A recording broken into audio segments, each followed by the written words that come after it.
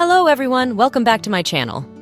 Today, I'll tell you the mesmerizing story of the Cartier tiara, known as the Vladimir Sapphire Kokoshnik, originally belonging to Grand Duchess Maria Pavlovna and later cherished by Queen Marie of Romania. This tiara has dodged Bolsheviks, outlived World War II, and journeyed through Russia, Romania, Austria, and even the United States, wrapped in newspapers, tucked into an old suitcase, and concealed beneath a nightgown. But how did such an exquisite piece manage to survive the turbulent times, and where is it now? Before we begin, please support my channel by clicking the like and subscribe buttons. Thank you. The substantial Kokoshnik, densely encrusted with diamonds and adorned with large sapphires, is a familial heirloom that passed into the family of the Grand Dukes from the collection of Nicholas I's wife, Alexandra Feodorovna. Some believe that this ornament is essentially a remodeled diadem presented by the Emperor to Her Majesty in honor of their ascension to the throne in 1825. The tiara also was complemented by a gorgeous sapphire brooch with pendants. According to another view, only the sapphires from the Empress's collection were incorporated into the Grand Kokoshnik. I am more inclined to believe that Nicholas I gifted specifically a tiara, as it better fits the profile of a royal gift commemorating an ascension to the throne. Also, Princess Ileana, in her memoirs recounting the history of the sapphire tiara, mentions the tiara given to Alexandra Feodorovna in 1825. Additionally, the 1880 photo shows Grand Duchess Maria Pavlovna wearing the original tiara, which was later redesigned. Anyway, part of Alexandra Feodorovna's jewels passed to her grandson, Grand Duke Vladimir Alexandrovich, who presented them to his beloved wife, Grand Duchess Maria Pavlovna, also known as the Grand Duchess Vladimir. Maria Pavlovna was not just a member of the Russian aristocracy, she was a force to be reckoned with. Her ironclad character and unwavering faith shaped her legacy, but it was her passion for jewels that truly set her apart. Maria Pavlovna, renowned for her discerning eye for jewelry, recognized the tiara's potential and enlisted the renowned jeweler Cartier to reimagine its design. In 1909, Cartier transformed the traditional tiara into a stunning Kokoshnik-style headdress, a popular choice among European royalty at the time. This redesign incorporated the central sapphire into a more contemporary setting, enhancing its beauty and appeal while retaining its historical significance. Constructed with meticulous craftsmanship, the tiara featured a prominent central sapphire, weighing over 137 carats, surrounded by smaller cabochon sapphires. Its design reflected the opulence and elegance characteristic of the Russian imperial court during the early 19th century. The 5 large sapphire elements could be removed and worn as brooches or hair ornaments. To complement her new tiara, Grand Duchess Vladimir also decided to purchase an imposing stomacher to complete her grand set. She chose another Cartier stock piece but had the original pearls removed to accommodate her sapphires. Cartier's original invoice has been preserved to this day and brilliantly describes the precise details of this new ornament. 955 diamonds totaling 139 carats. Central sapphire weighing 162 carats with an additional 78 sapphires totaling 112 carats. The current whereabouts of the ornament, unfortunately, remain unknown. The tumultuous events of the Russian Revolution in 1917 precipitated significant upheaval for the Romanovs, prompting many members of the family to seek refuge abroad. Grand Duchess Vladimir fled to Kislovodsk, leaving her jewels in the Vladimir Palace, hoping to return when the situation improved. When it became clear that this would not happen, she entrusted her treasures to her son, Grand Duke Boris, and her close friend, British diplomatic courier Albert Stopford, to retrieve her valuables. It was decided that the Duchess's son, Boris, would not participate in the operation.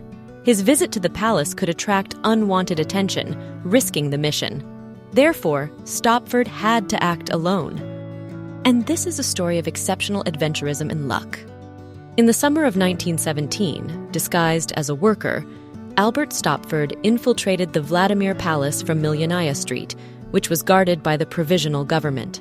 The apartments of the Grand Duchess were located on the second floor, featuring a Louis XVI-style living room, a study, a Moorish-style boudoir, a resting room, and 4 other spaces. Directly from Maria Pavlovna in Kislovodsk, Bertie received precise instructions about the door leading to a secret room, the Duchess's boudoir, where the treasures were located. A cache of 244 exquisitely crafted jewelry items valued at tens of millions of British pounds, including the historic Sapphire tiara. Bertie wrapped them in newspapers and hid them in an old Gladstone bag. Thanks to the same diplomatic connections, the jewels were successfully smuggled out of Soviet Russia to France, where they were reunited with the Grand Duchess. Stopford later recounted all the adventures of this campaign in his memoirs, The Russian Diary of an Englishman.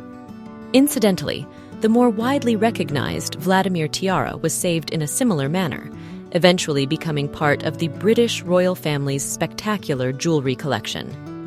An inventory taken by Gerard in early 1920 revealed that the Vladimir tiara was damaged during its journey, with some of the pearls and diamonds missing. Grand Duchess Vladimir, the last Romanov to flee Russia, died only a few months later in September 1920. In her will, she distributed her jewels among her children by type of stone, bequeathing the sapphires, which included a notable sapphire tiara, to Grand Duke Kirill. He, along with his wife Princess Victoria Melita of Saxe-Coburg and Gotha and their children, escaped the revolution by fleeing to Finland. Like numerous other dispossessed Romanovs, they found themselves in a position where they had to sell their jewels to sustain their lives. Fortunately, Victoria Melita's sister, Queen Marie of Romania, was willing and able to provide assistance to them. It is important to note one more point.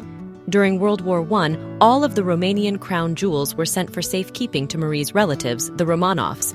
They were believed to be safer in Russia than in tumultuous Romania. However, as one might guess, after the Russian Revolution of 1917, all of Queen Marie of Romania's jewels were lost. This is why Marie was very interested in acquiring new jewels.